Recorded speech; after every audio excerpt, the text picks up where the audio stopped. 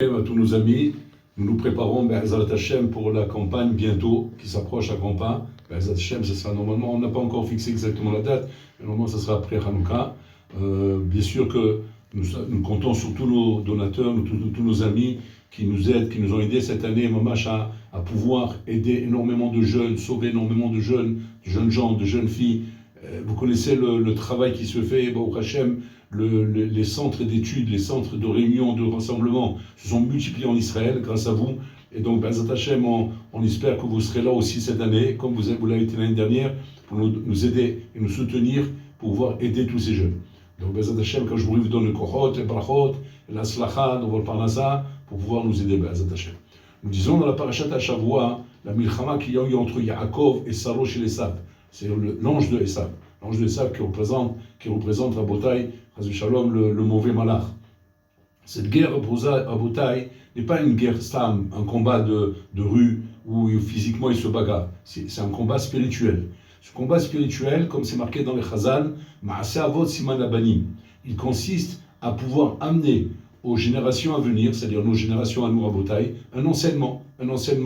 Qu'est-ce qu'est la guerre contre les Tzara? C'est quoi la guerre contre les Tzara? Et donc Yaakov Avinu, en se battant contre le Malar, vient nous expliquer c'est quoi la milchama contre les Tzara. Et là-bas, la Gemara, elle est une marloquette. À quoi il ressemblait? À quoi il ressemblait le Saro chez les Sab, puisque c'est un Sab, c'est un Malach. Quand il vient dans ce monde, il ne vient pas dans une forme de Malach. Il doit venir dans une forme d'homme. Quelle est la forme qu'il a pris? Alors là-bas, la Gemara a dit qu'au début, il est venu comme un goy. Il a vu comme un goy devant lui, un phénomène comme ça qui vient l'attaquer. Et après, quelques temps dans la bataille, il s'est transformé en Talmid Chacham. Il a vu d'un coup un Talmid Chacham avec une barbe blanche, comme ça, machouya. Ils sont comme ça, ils tapèrent. Pourquoi il y a ces deux visions à bataille? Ces deux visions représentent les deux formes comment les Saré attaquent l'homme. Le Saré attaque l'homme soit sous forme de goy, soit sous forme de Talmid Chacham. La forme du goy Rabotai, c'est quand il vient attaquer l'homme avec les ta'avot du Olam Hazé, tous les plaisirs, toutes les harayot, tout l'argent, les magouilles, les embrouilles, pour gagner de l'argent, pour gagner des trucs. Ça, c'est le côté goy. Ça, c'est la milchama qui fait avec le juif en apparaissant comme un goy.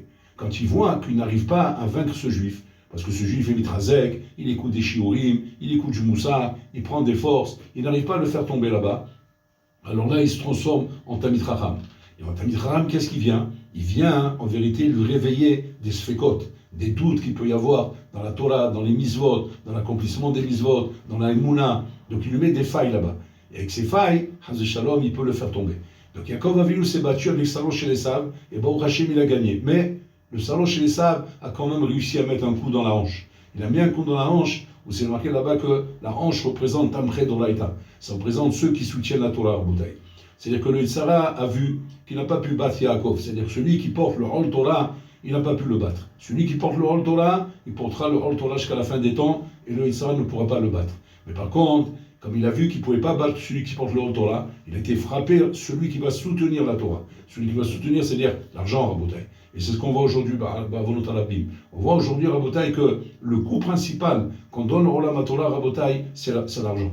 L'argent où, les Shalom, on fait des kizouzim, on empêche, on donne pas l'argent au Bnei Torah, les gens, ils ont du mal, ils sont sollicités de tous les côtés, et le Olam HaTorah a des difficultés à ce niveau-là, Rabotai. Ça, c'est la chose qui restera à la fin des temps, avant la venue de Mashiach.